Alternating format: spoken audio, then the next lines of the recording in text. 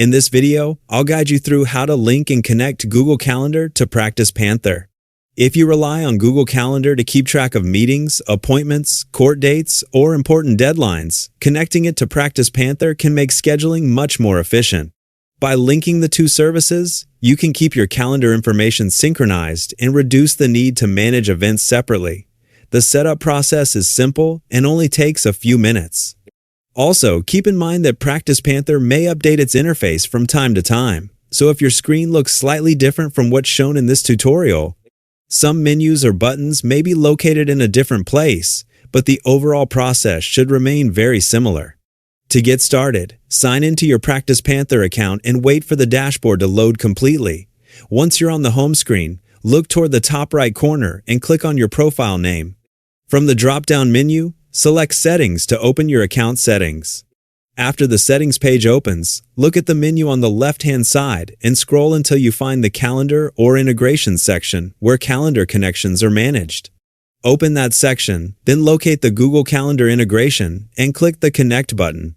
At this point, Google will open a sign-in window in your browser and ask which Google account you'd like to connect.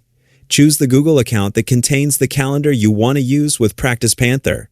If you're already signed in to multiple Google accounts, make sure you select the correct one before continuing. Next, Google will display the permissions that PracticePanther is requesting. These permissions allow the integration to access and manage your calendar information so events can be synchronized properly. Take a moment to review the requested permissions, and if you're comfortable with them, click Continue to authorize the connection. After a few moments, you'll be redirected back to PracticePanther. You should see a confirmation message letting you know that your Google Calendar has been connected successfully. Once the setup is complete, the integration will be active, and you should also see an option to disconnect the calendar if you ever decide to remove the connection in the future. If you don't immediately see the changes, give the page a quick refresh or wait a few moments while the connection finishes syncing. And that's all there is to it. Your Google Calendar is now connected to PracticePanther and ready to use for managing your schedule more efficiently.